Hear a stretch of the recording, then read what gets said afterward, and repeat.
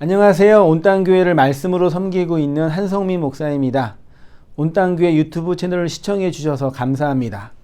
설교를 들으신 후에 좋아요와 구독을 꼭 눌러주시면 감사드리겠습니다.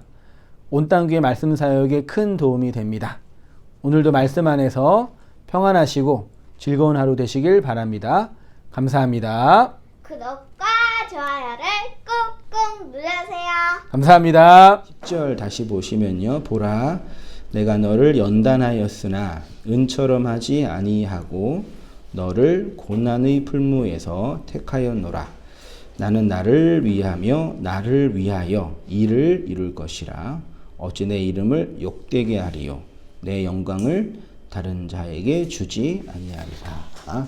오늘은 이사야 42번째 시간으로요. 불 속에서 녹여내고 고생의 도가니 속에서 단련하시는 하나님이라는 제목으로요. 말씀 나누고요. 좀 내용이 전반적으로 이렇게 쭉 보기에는 언뜻 이제 다가오지 않는 내용이기도 하지만 선지자들의 기본적인 전제는 뭐라 그러죠? 바벨론 포로 전 혹은 후의 상황에 대한 그 역사적 묵시적 설교라 그러면 그렇고 증언인 거죠. 그래서 바벨론 포로 아수르와 그다음에 바벨론의 그 침공으로 말미암아 유다와 예루살렘 성정이 무너지는 그 역사적 현실에 대한 해석과 진단이라 그럴까요? 설명을 이제 계속 설파하고 있는 내용이에요. 전제는 그거입니다. 그 틀 안에서 한번 이해해 보도록 할게요. 오늘 한번 산모님 먼저 한번 읽어주시겠어요? 심판과 구원. 이사야 40장부터 66장은 하나님의 경고와 심판에 대한 전반부와 다르게 이스라엘의 구원과 하나님의 위로가 기록되어 있습니다. 40장부터 48장까지는 이스라엘의 회복에 관한 말씀으로 구약 교회가 어떻게 포로에서 회복되어 하나님의 언약과 긍휼을 받은 진리의 에클레시아가 되는지를 선포하고 있습니다. 49장부터 56장은 이스라엘을 구속하는 구속자, 즉 메시아에 대하여 말씀하십니다. 그리고 57장부터 66장은 이스라엘의 영광스러운 미래, 메시아를 통하여 구속받은 교회의 회복과 영광을 선포합니다. 40장부터 48장은 구약교회인 이스라엘이 구속받은 내용을 선지자적 상징과 예표로 선포합니다. 그래서 43장은 교회가 누리는 구속의 현재적 영광을 물, 불, 광야와 사막 등과 같은 메타포로 선포합니다. 그래서 이제 뭐 후반부가 크게 세 달락으로 구분을 해서 전반부는 교회에 관한 이스라엘의 이야기고요. 중반부는 이스라엘을 구원한 누구겠어요? 메시아 사역에 대한 설명이 있고요. 후반부는 소위 이제 묵시적 종말론적인 그 환상과 설명과 선포, 미래적인 표현들이 많이 있어서 되게 영광스러운 그 교회의 모습을 얘기하고 있죠. 그 어간에 이제 우리가 43장부터 쭉 그 이스라엘을 이제 하나님의 교회로 불러내시는 그 내용을 기록하고 있습니다. 이어서 한번 우리 검사님 보시겠어요? 하나님의 구속과 교회의 고난. 하나님은 그리스도의 말씀으로 교회를 창조하십니다. 그래서 하나님의 창조 사역은 구속 사역입니다. 말씀으로 창조하셨는데 그 말씀의 기능은 물과 불로 설명되었습니다. 그래서 광야의 길을 걷게 하셔서 물을 통과하고 불을 지나도록 하신 것입니다. 이 광야의 길을 흔히 고난이라고 합니다. 예, 제가 볼게요. 광야를 지난다는 것은 고난을 통과한다는 의미이겠지요. 교회가 생명의 유기체가 되는 이유는 고난의 길을 거니는 과정들을 통해서 그들에게 어떤 비밀스러운 말이 들리기 때문이겠죠. 그래서 하나님이 말씀하신다는 것, 하나님의 말씀을 받는다는 것, 하나님이 그 말씀이 우리에게 들린다라는 것의 전제는 교회가 고난의 길을 거닐고 있다라는 얘기겠죠.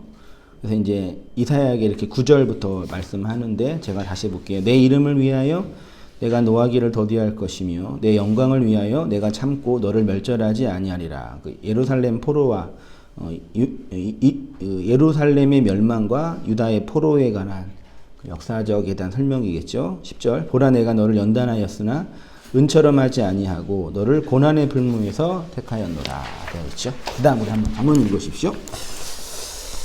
고난의 풀무에서 하나님이 이스라엘을 어디서 택하셨다고 합니까? 고난의 풀무에서 택하였다고 합니다. 그런데 하나님은 은처럼 연단하지 않았다고 하는데 하나님은 당신의 백성을 연단하십니다. 여기에 어려운 부분이 이것입니다. 연단은 하시는데 은처럼 하지는 않으신다는 것입니다. 이 말씀은 어떤 의미일까요? 예, 연단은 하시는데 은처럼 하지 않는데요. 그거 잠깐 볼게요. 연단하다가 히브리어로 차라프라는 단어래요. 차라프요. 6884번으로 되어 있는데 이렇게 한글 성경 뜻으로는 정련하다, 정죄하다, 시험하다 이런 뜻인데 정련이 어떤 건지 아세요?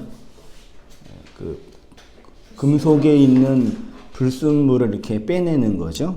그 정제는 약간 그 비슷한 인데 그 금속이 아니라 뭐 섬유나 이런 것들의 이제 그 불순물을 빼내는 거고, 이제 시험도 그런 취지로 하나님이 우리를 시험하신다라고 표현하죠. 그래서 차라프는 정련하다, 정죄하다, 시험하다 이런 의미로 되어 있고요. 하나님은 말씀으로 우리의 어디를요? 마음을 차라프, 연단하신다라는 게 신구약 성경의 기본적인 내용이죠. 이건 다 우리가 한글 성경만 보더라도 충분히 이해할 수 있는 얘기죠. 연단은 거의 대부분 말씀의 기능으로 설명이 됐고요. 그래서 차라프가 사용된 용례를 많이 있는데 몇 가지만 제가 넣었어요. 사무엘상 22장 31절, 시편 17장 3절, 시편 18장 30절, 시편 잠언 등등이 있는데 제가 볼게요. 사무엘상 22장 31절, 하나님의 도는 완전하고 여호와의 말씀은 진실하니 그는 자기에게 피하는 모든 자에게 방패시로. 여기 진실하니 있지요. 여기에 차라프로 되어 있더라고요. 그러니까 차라프를 직역하면 여호와의 말씀을 연단하니, 그렇죠? 그 연단을 진실로 번역을 했네요.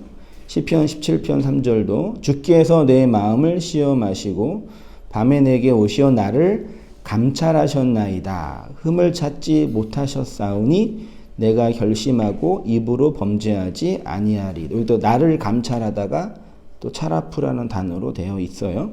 시편 18편 30절 하나님의 도는 완전하고 여호와의 말씀은 순수하니 그는 자기에게 피하는 모든 자에게 방패. 순수하다가 차라프고요.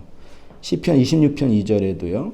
여호와여 나를 살피시고 시험하사 내 뜻과 내 양심을 단련하소서. 단련하다가 차라프죠. 근데 내 뜻은 이게 킬리아라는 단어라고 되어 있는데 콩팥이란 신장이래요.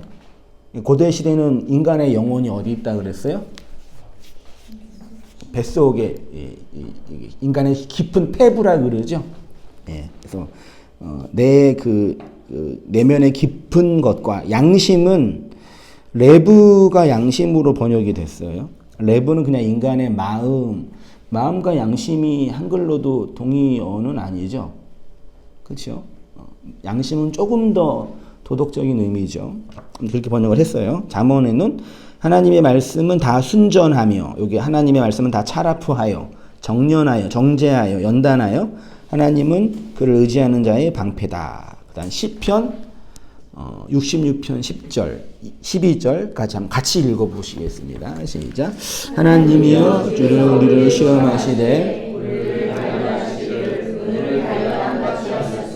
우리를 끌어 그물에 걸리게 하시며 어려운 짐을 우리 허리에 메워두셨으며 사람들이 우리 머리를 타게 하셨으며 우리가 불과 물을 통과하였더니 주께서 우리를 끝내사 풍부한 곳에 들이셨나이다. 여기 시인이 말하는 불과 물을 통과했다는 얘기는 광야 길을 걷게 하신 거죠. 그러니까 모세 시대 때 광야와 광야의 길을 출애굽 이후에 광야의 길을 걷는 거랑 바벨론 포로 이전에 바벨론 포로를 경험하는 건 동일한 메타포예요. 같은 사건이란 얘기죠. 그러니까 사건의 내용은 다른데 신학적인 의미는 같은 거죠. 그래서 시인들이 주로 회고하는 것이 출애굽 사건과 그 다음에 어디 사건이에요?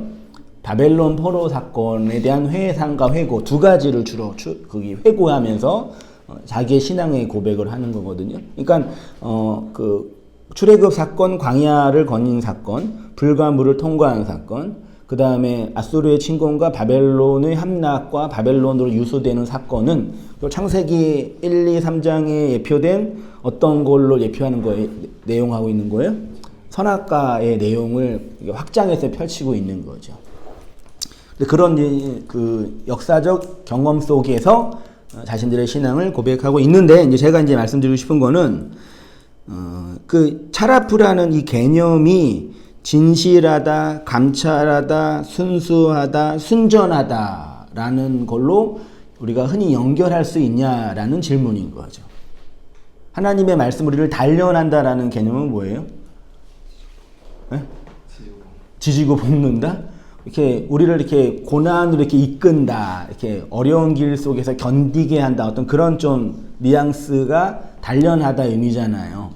근데 한글 성경은 진실하다, 감찰하다, 순수하다, 단련하다. 그러니까 시인들이 하나님의 말씀, 특히 시편에서 시인들이 하나님의 말씀을 사모했던 거는 그 말씀이 내 마음과 양심을 위로하고 나를 격려하고 지지해 줬기 때문이 아니라 단련의 기능을 했기 때문이죠. 그렇죠? 그게 그렇게 봐야 한다는 얘기죠. 그 이야기를 이제 연단과 정연과 정제라는 단어로 표현했는데, 우리 성공사님 읽어주십시오.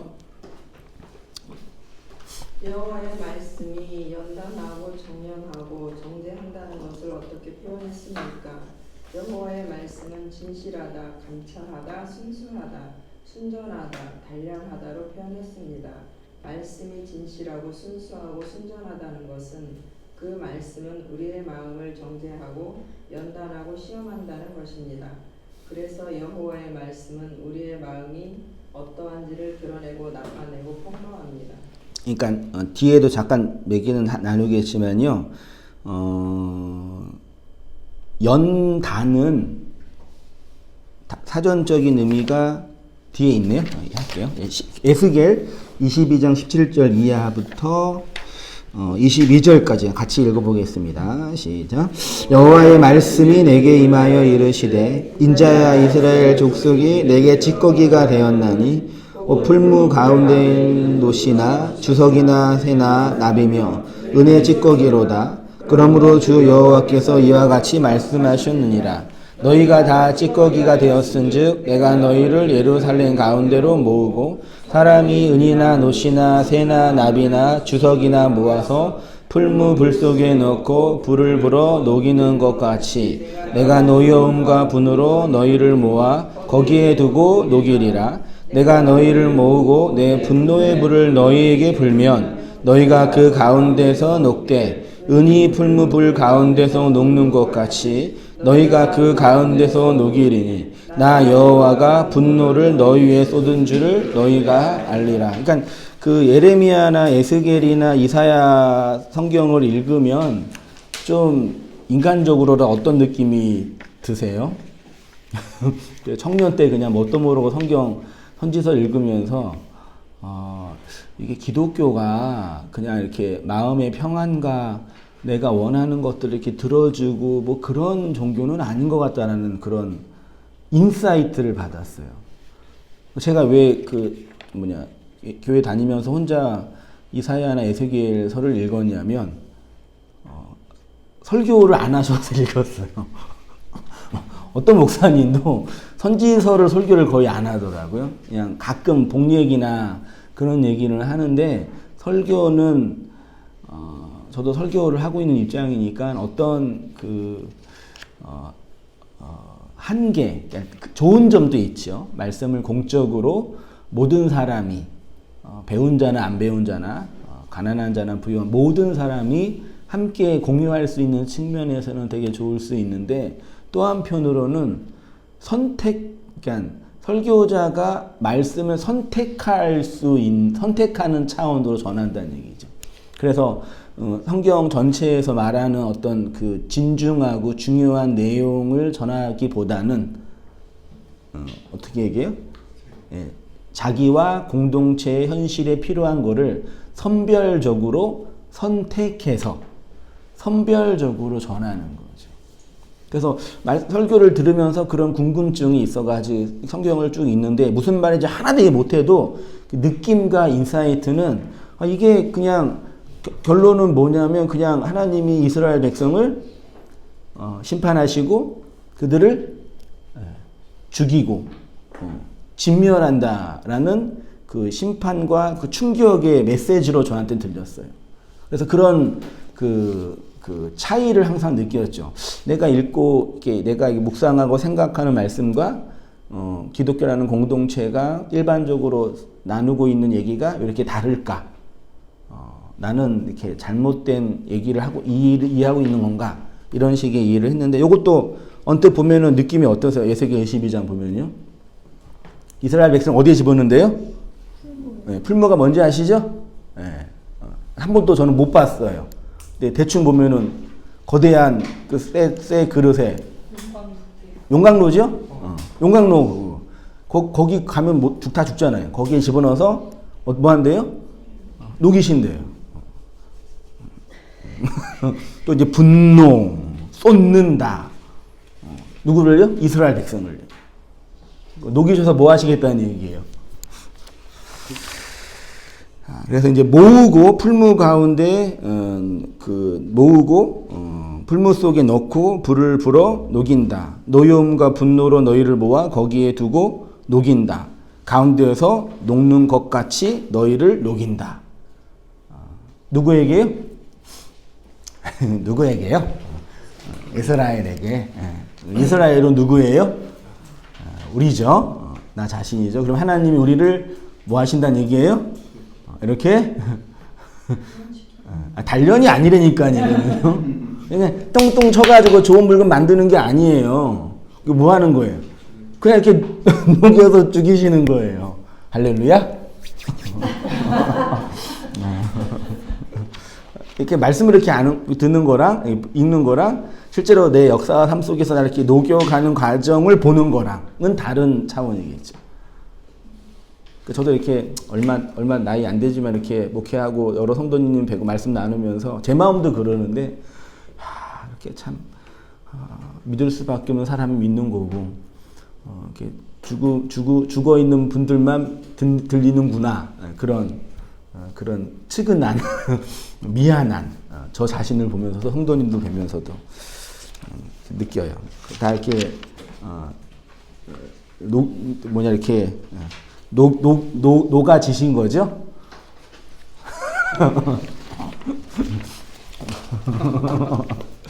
그 얘기 한번 할게요. 풀무 가운데서 녹는 것 같은 우리 집사님 읽어주시죠. 여호와의 말씀의 내용은 무엇이냐면 범죄한 이스라엘을 풀무불 속에 넣어서 불로 녹이신다는 것입니다. 단순히 그들을 단련해서 더 좋은 자로 개조하거나 고치시겠다는 것이 아닙니다. 그러니까 은처럼 연단하지 않으시고 풀무에서 녹여 선택하시겠다는 말씀은 풀무에 넣어서 죽이시겠다는 말씀입니다. 그래서 이사야서 48장 10절을 공통 번역은 이렇게 번역했습니다. 읽어주세요. 나는 너희를 은처럼 불 속에서 녹여내고 고생의 동안 속에서 너희를 단련시키셨다. 네, 그 사전을 보니까요. 번역 성경 한 10개 봤는데 한글 성경으로는 공동 번역이 제일 번역을 잘한 것 같아요. 나는 너희를 은처럼 불 속에서 녹여. 그러니까 단련하는 거랑 녹이는 거는 한자로 뜻이 달라요. 근데 차라프를 우리는 국어사전 쪽으로 녹이는 것과 단련하는 것으로 오해하고 있어요. 근데 차라프는 단순히 이렇게 뚱뚱 쳐가지고 강도가 있는 튼튼한 쇠로 만드는 차원이 아니라 첫 번째 전제가 뭐예요? 녹이시는 거예요. 쉬운 말로 그냥 죽이시는 거죠. 삭제하는 거죠. 이게 이제 우리가 연단이라는 단어를 많이 오해하고 있죠. 하나님 우리를 연단한다는 얘기는 어떻게 여태까지 이해했어요? 그가 나를 단련하시는 후에 내가 정금처럼 욥이 몇 장쯤이지? 20 몇 장쯤에 엘리바스인가 친구랑 얘기하면서 자기를 변호하면서 얘기하는 거예요. 그러니까 그게 복음적인 진술이지만 단순히 우리를 이렇게 톡톡 치면서 좀 이렇게 좋은 사람으로 만들어낸다라는 그런 차원으로만 이해하잖아요. 근데 하나님 우리를 이렇게 몇 가지 고치고 치료하고 훈련시켜서 좋은 사람으로 만들어요. 그래서 교회 안에서 이런 이 연단에 대한 그런 어떤 자의적인 이해로 교회에서 사람들을 뭐 시키려고 그러는 거예요? 훈련시키려고 그러는 거예요. 그래서 그걸로 이제 한국교회가 좋은 그 기독교 상품이 돼가지고 이제 훈련을 해서 이제 사람들을 그리스도의 군사로 만든다라는 게 20세기 이제 전 세계를 휩쓴 복음주의 운동의 어떤 모토가 된 거죠. 그래서 이제 복음을 대중적으로 전하는 어떤 그런 차원은 됐지만 대중적으로 전하는 차원은 됐지만 정말 우리의 개인적인 존재를 하나님이 다루셔서 근본적으로 새롭게 하는 차원에서의 이해를 오해하게 만들었던 원인이기도 하죠. 하나님 날 단련하신데 그 뭐예요? 내가 좀 문제가 많고 어려운 부분이 있는데 그걸 좀 고쳐주시고 치료해 주신다. 우리 뭐 받으면 돼요? 훈련 잘 받으면 되죠. 그래서 훈련으로 되는 제자 다 읽으셨죠? 기본적인 우리 그 제자 훈련의 책이잖아요. 그 제자 훈련에서 성경 공부도 그런 훈련의 차원에서 나오고 교회 모임과 성도들을 다루는 것도 훈련이라는 차원으로 하니까 되게 모임과 이 교회를 운영하는데 현실적인 도움이 되죠. 그래서 되게 힘들어요, 온땅 교회는요. 훈련을 못 시켜요. 뭐가 있는지 아세요? 자, 그래서 한 번 더 볼게요. 그들을 단련해서 더 좋은 자로 개조하거나 고치시겠다는 것이 아니라 풀무에 녹여서 선택했다라고 표현하고 있어요. 그래서 공동변호 이렇게 번역을 했고요. 연단하시는 하나님 제가 볼게요. 그래서 연단하다가 이 차라풀을 연단하다라고 흔히 오해하고 있어 이해하고 있어요. 물론 그런 의미도 있는데 여전히 많은 사람들은 연단하다를 오해하고 있는 듯합니다. 연단하다의 국어 사전적인 의미는 단련하다와 동의어로 첫 번째로 쇠붙이를 불에 달군 후에 두드려서 강도를 강하게 할 때 연단하다라고 표현하고요. 그 다음에 몸과 마음을 굳세게 한다라는 의미로 연단을 의미하죠. 그러니까 하나님이 나를 연단한다는 얘기는 뭐예요? 일반적으로 오해하고 있는 요소는 내가 힘들고 어려운 상황이 있는데 요거 상황들을 통해서 나를 더 강하게 이렇게 이끄신다라는 개념이죠. 여기 되게 치명적인 오류가 있어요. 제가 보기에는요. 여전히 누구예요? 나죠. 여전히 내가 견뎌서 더 이렇게 튼튼한 능력 있는 자아가 되는 게 복음과 기독교의 목표인 듯한 뉘앙스를 받게 되죠. 실제로 저도 이렇게 일을 하지만 이전보다 더 많이 이렇게 근육도 발달했어요. 왜요? 무거운 거 들고 일을 하니까. 그런 걸 연단과 훈련이라고 그러죠. 근데 그리스도가 우리를 그렇게 훈련시킨다라고 오해하는 거죠. 아니죠? 점점점 뭐 해가는 거예요? 쇠하여 우리의 겉사람은 부패해 가는 쇠하여 가는 경험이 복음의 내용이지 않나요? 자, 그래서 이제 연단이란 단어를 한국에서 가장 보편적이고 대중적인 성경 사전이 생명의 말씀사에서 나온 라이프 성경인가 무슨 성경 사전이 있어요. 거기에 이렇게 되어 있어요. 보세요. 금속을 태워 불순물을 제거하거나 육체 또는 인격과 신앙 등을 단련해 성숙한 상태로 만드는 것. 그 연단이래요. 말씀도 넣고 일명 재련이라고 하는데 성경에서 연단, 곧 고난과 환난과 징계로 이루어지는 연단은 신앙상에 여러 유익을 준다고 보았다. 정결하게 하고 불순함을 제거하며 소망을 이루고 선악을 분별하며 의에 평강한 열매를 맺게 한다라고 사전도 얘기하고 우리 일반적으로 이렇게 이해하고 있죠. 재련하여 연단한다. 우리 한번 김 지사님 한번 읽어주시겠어요? 흔히 연단하다를 재련하다와 동의어로 사용하는데 그 내용은 조금 다릅니다. 연단, 쇠 등의 강도를 강하게 하는 것이고 재련은 광석을 용광로에 녹여서 함유한 금속을 뽑아내는 것입니다. 그러니까 재련을 먼저 하고 연단을 하는 것입니다. 쉽게 말해 재련은 죽이는 것이고 연단은 그 죽음을 생명으로 나타내는 것입니다. 재련은 우리를 예수로 혹은 예수와 함께 죽이는 것이고 연단은 그리스도와 함께 부활하는 것입니다. 네, 하나님의 구원은 우리를 주의 일에 유능한 자로 훈련시키는 것이 아닙니다. 우리 구원은 우리의 부족함이나 연약함들을 고쳐서 필요한 곳에 사용하는 것도 아니라 풀무에 넣어서 녹이셔서 금과 은으로 새롭게 만드신다. 그러니까 한번 제가 간증이라기보다는 한 분 얘기를 들었잖아요. 교회 가기 전에 교회를 가고 싶은 마음이 들었던 어떤 성도님이 교회 가기 전에 그냥 가면은 죄송스러우니까 성경을 먼저 읽고 가야겠다는 마음이 들어서 교회 출석하기 전에 먼저 성경을 혼자 읽으셨대요. 그러니까 신학도 없고 뭐 설교 들은 것도 없었잖아요. 그냥 자연인 일반적인 마음 속에서 내가 신앙을 가져야 되겠다는 그런 일반적인 그런 어떤 부름 앞에서 섰는데 다 일독을 하고 나니까 어떤 내용인지는 몰라도 결론이 뭐라고 나왔다 그랬어요? 복음은 기독교는 나를 죽이는 거다. 죽는 게 뭔지 몰라도 죽이는 거다. 그런 인사이트가 생긴 거예요. 저도 그랬어요. 뭐 하나도 몰라도 다 그러지 않으셨나요? 아니에요? 그렇게 있다가 이건 아니 그러니까 들으신 거 나만 그랬나?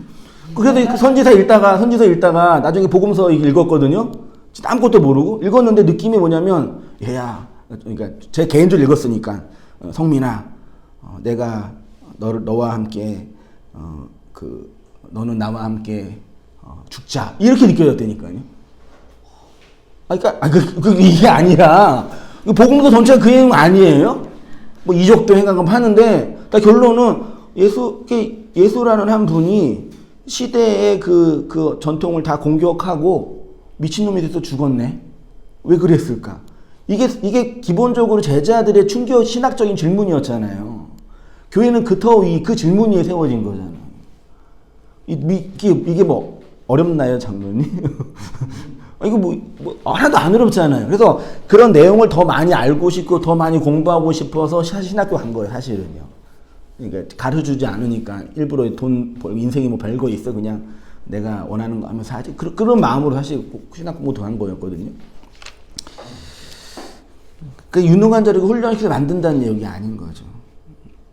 도덕과 윤리 한번 우리 집사님 읽어보십시오.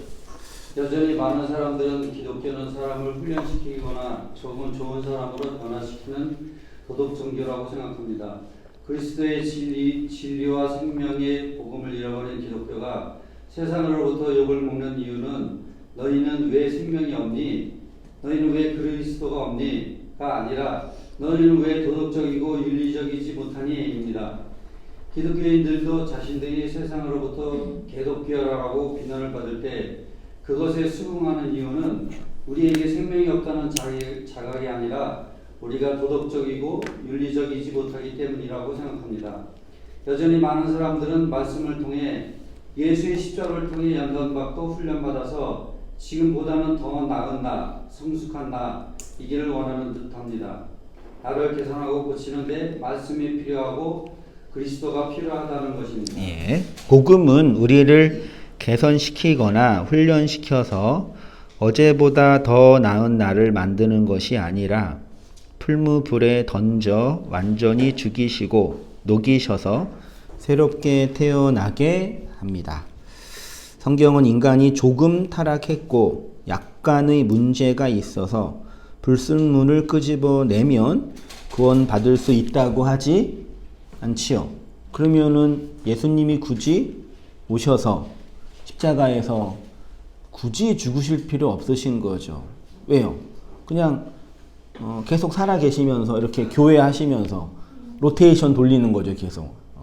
신이신데 한 1년은 대륙에서 목회 활동하고 한 10년은 아시아에서 목회 활동하고 계속 가르쳐서 돌리면 사람들이 개선될 거 아니에요. 그게 도덕 선생이잖아요. 그게 종교 지도자들이고요. 그렇게 안 하신단 말이에요. 그냥 죽으셨어요. 그게 복음의 어떤 시작인 거예요, 사실은. 인간은 전적으로 타락하고 전적으로 무능하여 인간 안에 단 1%의 가능성도 없다고 선언합니다. 한마디로 죽은 자라고 하죠. 죄라는 바이러스에 걸려서 죽음이라는 불치병에 걸려있는 상태입니다. 그래서 예수님은 좋은 약을 투여해서 고치거나 잘 가르쳐서 훌륭한 사람을 만들겠다가 아니라 우리를 죽여서 살려내시겠다를 얘기하는 거죠. 죽이시는데 그냥 죽이시지 않고 예수의 죽음으로 죽이시겠다는 얘기죠. 그래서 흔히 이제 인생에서 죽음이라는 고통을 경험할 때 그리스도 밖에서 죽음을 경험하는 거를 흔히 뭐라 그래요? 그 개죽음이라고 표현하죠. 그러니까 사람이 쓰는 말이 참 재미있어요. 그런 거 보면요. 그러니까 모든 죽음에는 다 이유가 있고 의미가 있죠. 모든 죽음에는. 근데 그 진리 밖에서의 죽음은 의미 없는 죽음이라고 흔히 표현하는 거죠. 고생을 하는데 예수 안에서 예수로의 고생이 아니라 예수 밖에서의 고생은 뭐예요? 개고생인 거예요. 집 나가면은 개고생한다고 표현하는 게 그런 거죠. 그러니까 복음이 이 복음을 이렇게 죽음과 고난을 막 강조하다 보니까 마치 하나님은 우리를 죽이시고 우리에게 고통을 주면서 즐거워하시는 그 정신병을 뭐라 그러죠? 세디스트 같은 그런 식의 하나님으로 오해할 수가 있거든요. 그런 게 절대 아니죠. 그냥 그리스도 밖의 죽음은 그냥 개죽음, 그냥 고난이에요. 중요한 건 그 진리 안으로의 그리스도 안에서의 죽음인 거죠. 그걸 이제 바울은 어떻게 표현했냐면 예수로 죽는다라고 표현했거든요. 죽이는 말씀 제가 볼게요. 그러니까 하나님의 말씀이 나를 단련한다. 하나님의 말씀은 순수하다라는 것은 말씀의 역할과 기능을 의미하는 것으로 그 핵심은 죽이는 말씀이 우리를 죽이는 거죠. 그게 뭐냐? 몇 가지 있는데 고린도후서 4장 11절 말씀 같이 읽어보겠습니다. 시작. 우리 살아있는 자가 항상 예수를 위하여 죽음에 넘겨짐은 예수의 생명이 우리를 죽을 때에 나타나게 하려 함이라. 예수로 죽는 거 한번 우리 집사님 외쳐야인가요? 인간은 예수를 위하여 죽을 수 없습니다. 인간의 어떤 고결하고 순결한 죽음도 예수를 위한 죽음일 수 없고 예수의 죽음의 값을 대신할 죽음일 수도 없습니다. 여기서 위하여가 디아입니다. 쉽게 말해 예수의 죽음으로입니다. 바울은 로마서에 이 죽을 예수의 죽음과 연합된 죽음으로 세례라고 하였습니다. 이 죽음을 예수의 죽음과 연합된 죽음으로의 세례. 그러니까 예수의 죽음으로의 죽음이 아닌 모든 죽음은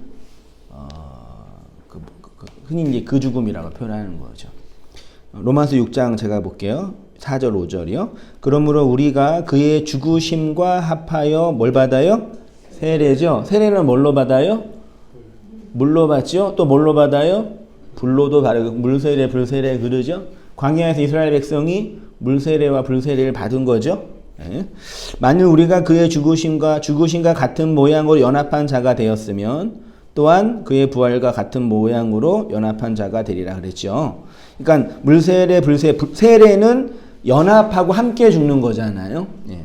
특히 이제 고린도서 4장 11절에 이런 말씀이 이제 우리가 많이 오해하고 그렇게 하는 말씀인데, 예수를 위하여 죽음에 넘겨짐은이라는 이 뉘앙스는 뭐예요?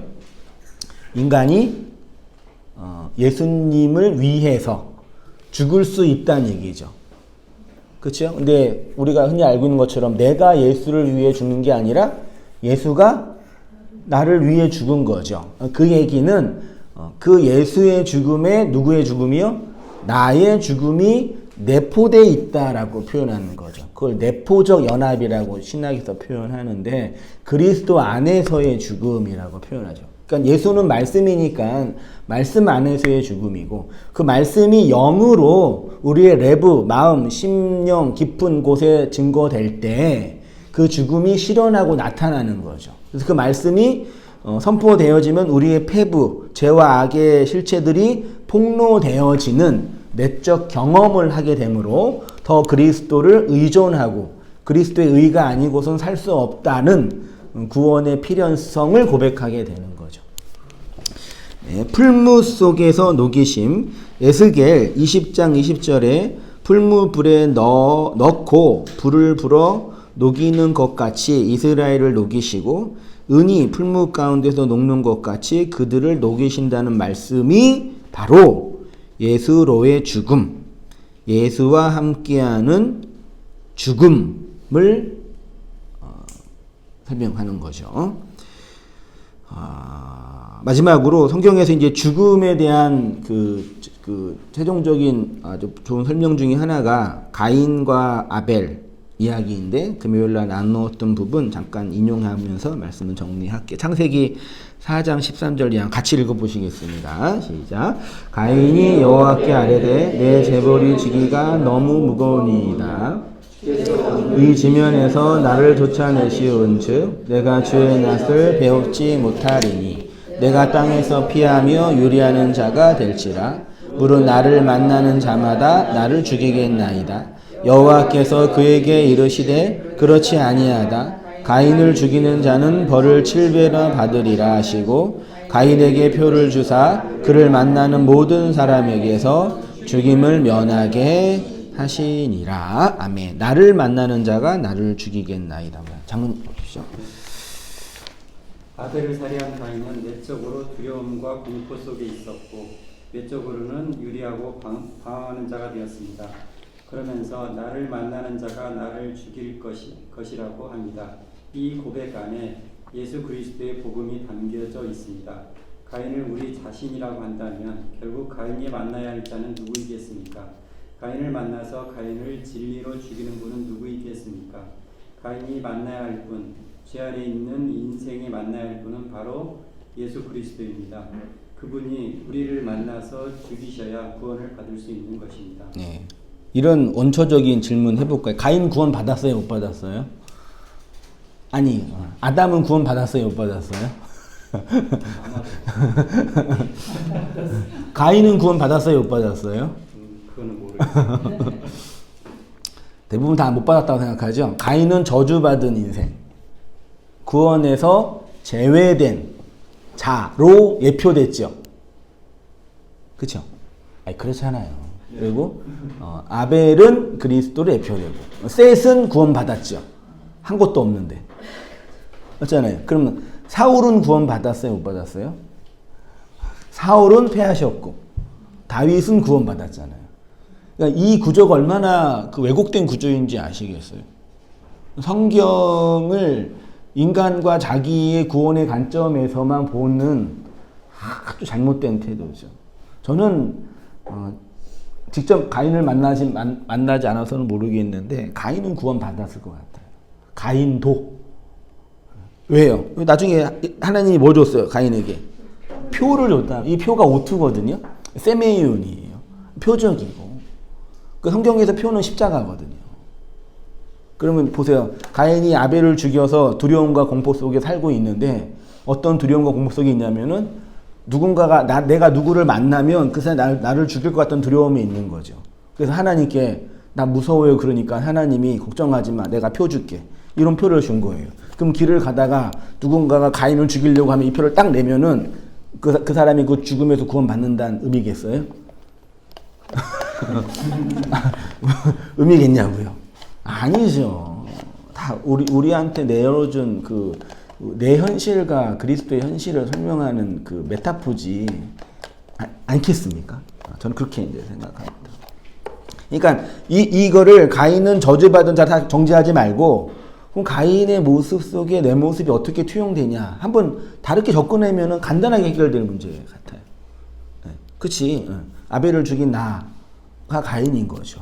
근데 그런 가인이 가인으로 있지 않고 셋으로 부활하는 현실의 내용을 얘기하잖아요. 그래서 시체말로 이제 가인, 아벨, 셋 있잖아요. 가인이 첫째죠. 네, 아벨 셋이니까 가인이 아벨의 죽음으로 셋으로 부활하는 그 내용인 거잖아요. 그 성경은 그런 의미에서 우리를 향한 구원의 메시지인 거니까. 그러니까 자신이 가인적인 존재라는 그 인정과 이해의 측면만 좀 있으면 성경은 그냥 쉽게 이렇게 나를 향한 하나님의 그 메시지로 이해할 수 있지 않겠어요? 다 몰라도요.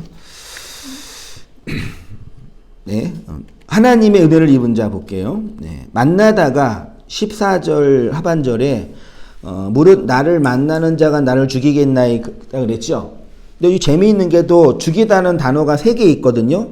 나를 만나는 자가 나를 죽이겠나이다. 가인을 죽이는 자는 벌을 7배나 받는다. 그래서 예수님이 가인을 죽여서 벌을 7배로 받으신 거겠죠. 그 다음에 맨 마지막에 그를 만나는 모든 사람에게서 죽임을 면한다 했죠. 이게 다 죽임이, 앞에 죽임은 히브리어로 할라크라는 단어고요. 뒤에 죽음은 나카라는 단어인데, 물론 같은 이제 죽음을 표현하는 거지만 좀 뉘앙스가 달라요. 뒤에 죽음은 쉽게 표현하면 저주의 죽음이라 그럴까요? 개죽음, 쉬운 말로. 진리 밖에서의 죽음, 예수 밖에서의 죽음이라고 한다면, 앞에 죽음은 예수로의 죽음, 예수의 죽음을 모형하고 예표하는 죽음으로서의 그 죽음이라고 설명할 수 있겠어요. 만나다가 마찰하고 발견하다, 찾아내다, 이르다라는 뜻인데, 노아가 하나님의 은혜를 입을 때 마찰한 단어를 사용했고요. 여호와의 사자가 광야에서 방황하는 하갈을 만날 때 마찰한 단어를 사용했대요. 구원은 이렇게 하나님의 찾아오심으로 표현되고 있습니다. 이렇게 가인인 우리가 그리스도를 만나면 진리로 죽습니다. 그 죽음을 흔히 다나토스의 죽음, 진리로의 죽음 등등으로 표현합니다.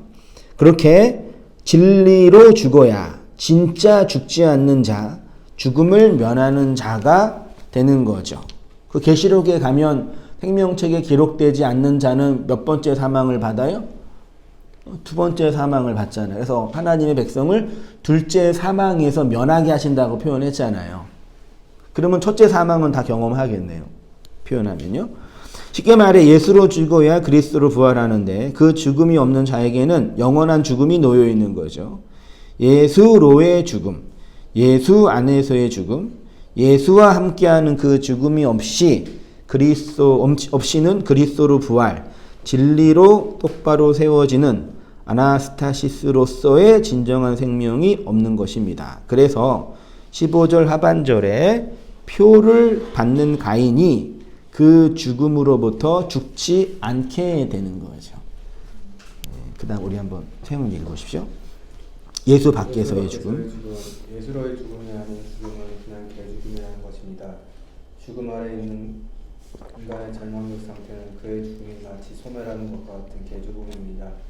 시체말로 의미 없는 죽음을 개죽음이라고 합니다. 그리스도의 밖의 죽음이 그러합니다. 사람들은 이 아래 세상에서 어떻게 해서든지 가치 있고 의미 있는 자로 살고 싶어합니다. 그래서 인간들이 만들어 놓은 그 선악의 기준을 따라 열심히 살아갑니다. 왜냐하면 스스로 개죽음을 맞이하기 싫어하기 때문입니다. 네, 복음은 우리가 예수를 위하여 죽을 수 있다가 아니라 그리스도의 죽음이 우리의 죽음을 죽여서 죽음을 죽이신다는 것입니다. 이해되시나요? 한번 말씀드렸던 것 같는데, 그리스도의 죽음이 우리의 죽음을 죽여서, 앞에 있는 죽음은 좋은 죽음이죠. 그리스도의 죽음. 뒤에 있는 우리의 죽음은 나쁜 죽음이죠. 개죽음을 죽여서 그 죽음을 죽이신다는 얘기죠. 이러한 복음을 오웬이라는 신학자는 그리스도의 죽음 안에서 죽음이 죽는 것, 그리스도의 죽음 안에서 죽음이 종식되는 것. 영어 제목도 되게 깊이 있는 인사이트가 있는데 death, the death of death, in the death of Christ. 그리스도의 그 죽음 안에서 죽음의 죽음. 참 대단한 것 같아요. 그리스도의 죽음 안에서 그 죽음이 죽는 거죠. 우리의 현실은 죽음의 현실이잖아요. 그렇죠? 그 죽음의 현실이 그리스도의 죽음으로 죽는 거죠. 두 개의 죽음, 예수의 죽음과 나의 죽음이 만나면 뭐가 돼요? 생명이 되죠. 서로 죽음, 쌍죽음? 네. 서로 쌍으로 죽는 거는 하나로 살아나는 거죠. 아, 그러죠. 네, 그래요. 수학과 나오셨어요. 그러네요. 그래서 성도에게 필연적으로 그리스도의 십자가가 요구되는 거죠. 자신이 살기를 위해서라도. 그러니까 선지자들을 이렇게 풀무불에 던진다, 바벨론에서 죽이신다 등등의 표현은 사실 성경 전체의 선악과와 예수의 결론으로 내우면은 그 십자가 사건을 예표하고 설명하는 거죠. 어떤 의미에서 되게 단순하고 심플한 이야기이죠. 그리스도의 십자가의 죽음이 우리의 죽음을 죽여 진리로 살려내는 것이 복음이지요. 가인이 만나야 할 분은 그리스도입니다. 그리스도가 영의 말씀으로 우리에게 오셨습니다. 그런데 아무도 그 영의 말씀을 만나지 못하니까 죽음의 현실이 죽지 않고 죽어있는 저주의 상태 안에 있는 것이죠. 그래서 하나님은 이사야를 통해서 나는 너희를 은처럼 불 속에서 녹여내고 고생의 도가니 속에서 너희를 단련시켰다라고 선언하시죠.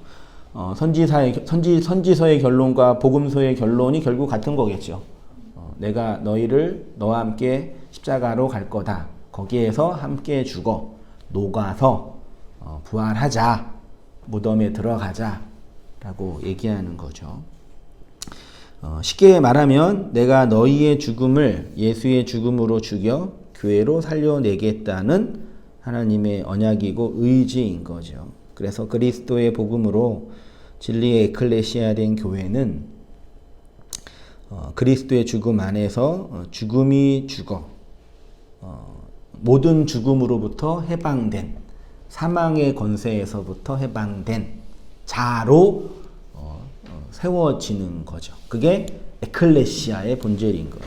그래서 이 하나님은 오직 교회를 통해서 당신의 영광을 나타내신다고 하십니다. 이 은혜 안에서 살아가시는 우리 모든 성도님 되시기를 축원드립니다. 기도할게요. 하나님 아버지,